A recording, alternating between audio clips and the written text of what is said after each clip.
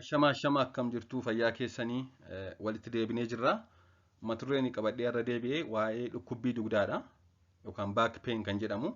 Mee kana irratti ka'umsi dhibee kanaa maali? Furmaanni maali kan jedhu mee akka armaan gaditti waliin haa ilaallu. Akkuma beekamu egaa dhukkubbiin dugdaa rakkoolee yeroo hedduu namoota hedduu biratti mul'atudha. Kompilentii namoota hedduudha. Dhibeen kun egaa ijoolleellee dabalatee namoota umurii kamuu keessatti argaman yookaan namoota umurii kam keessatti argaman hunda mudachuu kan danda'udha. Haa ta'u malee namoota umuriin deeman irratti ni baay'ata. Jechuunis akkuma umuriin dabalaa deeme carraan dhibee dugdaa yookaan dhukkubbii dugdaa godhachuu dabalaa deema. Yeroo baay'ee akkuma beeknu egaa namoota umuriin isaanii baay'ee deemanidha. Yeroo hedduu kan dhibee dugdaa himatanii haa ta'u malee dhibeen kun umurii kam irratti mul'achuu danda'a jechuudha. Dhukkubbiin kun bakka lamatti qoodama. Kan jalqabaa kan yeroo gabaabaa jedhama acute back pain, kan tasa jalqabu, kan biraa immoo kan yeroo dheeraa yookaan chronic back pain kan jedhamudha. Yeroo baay'ee namoota hedduu biratti egaa akkuma beektanii dhukkubbii dugdaa yeroo himatanii dugda isaanii gara gadiidha yookaan lower back pain isa jedhamu. Haa ta'u malee darbees dugda gara olii mudachuu danda'a dhibeen kun. Dhukkubbiin kun kan nama mudatu yeroo kutaaleen qaama keenyaa gara duubaatti argaman yookaan dugda gara gadiitti argaman miidhaan ta'e irra ga'edha. Hunda caalaa garuu dhukkubbii dugdaa kan nutti fidu kan baay'ee beekamu rakkoolee maashaa yookaan maashaalee naannoo dugdaa gara gadiitti argaman wajjin wal qabatee dhufanidha kan dhukkubbii dugdaa nutti fidu.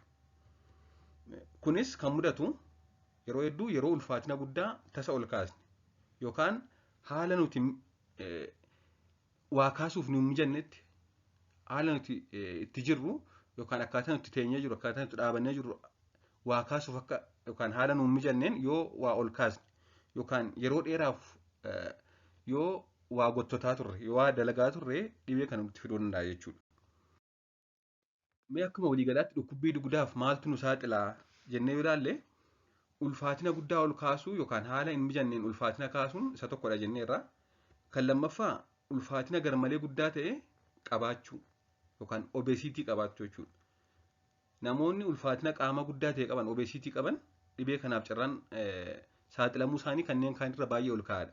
Garbiraan yeroo ulfaadhaa akkuma beekamu pireegnaansii yeroo ulfaa dhukkubbii dugdaa himachuun kan beekamudha. Sababni isaas gadameessaadhaa keessatti daa'imni yeroo uumamu keessumaa gara dhumaa gara da'umsa jala yeroo deemu dhukkubbii dugdaa dabalaa deema jechuudha. Garbiraan sochii qaamaa ga'aa ta'e gochuu dhiisuu, exercise gochuu dhiisuu, poor physical fitness kan jedhamu. Akkasumas immoo umurii akkuma sila jenne dhukkubbiin kun akkuma umuriin dabalaa deemuun carraan dhufiitii isaa yookaan carraan dhibee kana godhachuu dabalaa deema jenneerra. Dulluma jala egaa dhibeen kun baay'inaan mul'ata jechuudha. Kunis egaa sababa maashaalee dugda keenya irra jiran wajjin wal qabatee dhufudha. Garbiraan tamboo xuuxuudha. Kaan immoo dhukkuboota akka kulkuluu buusaawwan lafee dugdaa arthritis kan jedhamu akkasumas immoo kaansarii kan kana fakkaatan illee rarely namoota muraasa biratti murachuu danda'a. Akkasumas rakkooleen akka dhiphina sammuu aarii aga tokko dhibee dugdaaf nama saaxiluu danda'u. Furmaanni maadha? Egaa dhibee kana kan namatti fidu kana yoo jenne furmaanni maadha jennee yoo ilaalle kan jalqabaa yeroo baay'ee dhukkubbiin kun boqonnaa fudhachuu fi manatti waan sasalphaan of gargaaruun kan baduu danda'u. Antii peenii xixiqqoo fudhachuun boqonnaa gahaa fudhachuun haala taa'umsa keenyaa waa tokko sirreessuun kan fayyudha. Yeroo tokko immoo mana yaalaallee sadarkaa nu geessuu danda'a jechuudha. Ofii keenya maal gochuu qabna manatti yoo maal goone wanti kun xinnoo furmaata nutti kenna jennee yoo ilaalle kan jalqabaa sosochii qaamaa gochuu, exercise gochuu. Sochiin qaamaa jabinaa fi qaamni keenya akka salphaatti kottoonfatuu fi diriirfatu gochuu danda'a. Kanaaf exercise gochuun baay'ee barbaachisaadha. Garbiraan nyaata madaalamaa nyaachuudha. Keessattuu nyaata elementii kaalsheemii fi vaayitaamin D qabu nyaachuun akka lafeen dugdaa jabaatu taasisa. Lafee dugdaa dabalatee lafeen kamuu akka jabaatu kan taasisu kaalsheemii fi vaayitaamin D dha. Vaayitaamin D kun akka kaalsheemii lafee keessa stoor ta'ee jabina lafeef akka godhanu taasisa waan ta'eef nyaata kaalsheemii fi vaayitaamin D qaban sirriitti nyaachuun baay'ee murteessaadha. Fayyummaa lafee keenyaaf baay'ee barbaachisoo waan ta'aniif akkasumas kuduraa fi muduraan illee faayidaa qabu jabina lafee nuuf kennuuf. Akkasumas tamboo aarsuu dhiisuu furmaata isa tokkodha jechuudha kanneen tamboo xuuxaa jiraniif.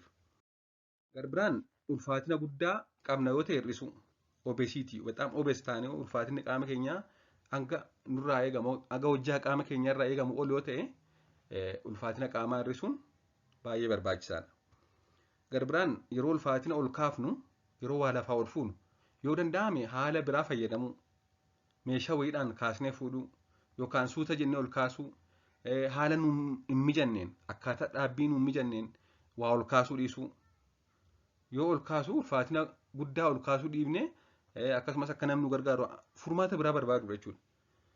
Haala mijataa ta'e qopheeffannee dhaabbii keenya sirreeffanneedha kan kaasuu qabnu. Akkasumas dhaabbannaa fi teessuma keenya mijeeffachuu yeroo dheeraaf dhaabbachuu taa'uu fi ciisuun dhukkubbii dugdaaf nama saaxila waan ta'eef kanneen kana akka waliigalaatti fayyaa qaama keenyaaf gaarii waan hin taaneef yeroo dheeraaf bakka tokko dhaabbachuu yeroo dheeraaf taa'uu yeroo dheeraaf ciisuun gaarii miti waan ta'eef kana sirreessuu qabna jechuudha. Haalli hojii keenyaallee tarii kan kanaaf nu saaxilu yoo ta'e gidduu gidduutti boqonnaa fudhataa hojjechuu qabna. Yeroo teessanii fi yeroo dhaabattanis egaa haala dhaabbannaa fi teessuma qaama mijataa ta'e qopheeffachuu qabdu. Taa'umsi nuti irra teenyu akkaataa nuti dhaabannee jirru wanti nuti hirkannee jirru haala mijataa ta'e ta'uu qaba jechuudha. Akkasumas keessuma dubartoota biratti kophee ol ka'aa koomeen isaa kan ol ka'aa hiil isa jennu jechuudha. Kophee akkasii kanneen keewwatan dhibee dugdaaf baay'ee saaxilamu. Kanaaf kophee koomeen isaa ol ka'aa hin taane keewwachuu kophee firaatti ta'e keewwachuun baay'ee barbaachisaadha. Garbiraan dhiphinaa fi yaaddoo hamaa xiqqeessuu stress xiinsammuun keenya dhiphina cimaa qabaannaan dhibee dugdaa qofa osoo hin ta'in dhibee adda addaa bakka adda addaatti nutti dhaga'ama waan ta'eef kana sirreessuun barbaachisaadha. Dabalataanis dugda hanga danda'ameen sukkuummachuu maasaajii dugda keenya maasaajii gochuu sukkuummachuun baay'ee barbaachisaadha jechuudha. Yeroo akkamii mana yaalaa deemuu qabna yoomi kan nuti ogeessa fayyaa mariisuu qabnu yoo jenne kan jalqabaa boqonnaa gahaa fudhachuun kan nu hin dhiisne yoo ta'e. Ho'inni qaama keenyaa dabalee jira yoo ta'e fiiver tukkusaatii qabna yoo ta'e jechuudha. Akkasumas immoo dhiitaan dugda duuba yoo jiraate dugda duuba irratti dhukkubbii qofa osoo hin ta'in dhiitoo wayii wanti dhiitee jiru yoo fiil goone ogeessa fayyaa mariisuu qabna. Akkasumas walitti fufinsaan kan nama dhukkubu yoo ta'e walitti fufinsaan dabalaa dhukkubbiin sun dabalaa yeroodhaa yerootti dabalaa deema yoo ta'e miila keenya sosochoosuu irratti kan rakkoo fidu yoo ta'e ogeessa fayyaa mariisuun baay'ee murteessaadha. Fincaan yookaan bobbaa to'achuu kan hin dandeenye yoo ta'e fincaa'uun kan nama rakkisu yoo ta'e to'achuu qofa osoo hin ta'in osoo hin beekin tarii ofirratti fincaan gadhiisuu waan akkasii yoo jiraate kun egaa rakkoo cimaa ta'uu danda'a waan ta'eef ogeessa fayyaa miidiyeetii mariisuun barbaachisaadha jechuudha. Dabalataan immoo tariitti dugdarra rukkutamanii yoo ta'e yookaan kufanii yoo ta'e kanaan dura miilli kan nama adooduu fi sosochoosuun kan hin dandeenye akkasumas dhukkubbiin hanga miilaatti kan ga'u yoo ta'e ulfaatinni qaamaa yoo baay'ee kan hir'ate ta'e osoo hin beekin dhukkubbii dugdaa qabaannee ulfaatinni qaama keenyaa baay'ee hir'ate fedhii nyaataa keenyaa gad bu'ee halkan fa'aa kan dafqinoo ta'e dhibeen akkas akkasii dhibeen adda ta'e jiraannaan immidiyeetii ogeessa fayyaa mariisuun baay'ee murteessaadha. Akka waliigalaatti egaa dhukkubbii dugdaa ilaalchisee hawaasni beekuu qaba kan hin jedhee gabaabsee qabadhee jiru kanumadha. Waan dhaggeeffattaniif hedduu galatooma turtii gaarii.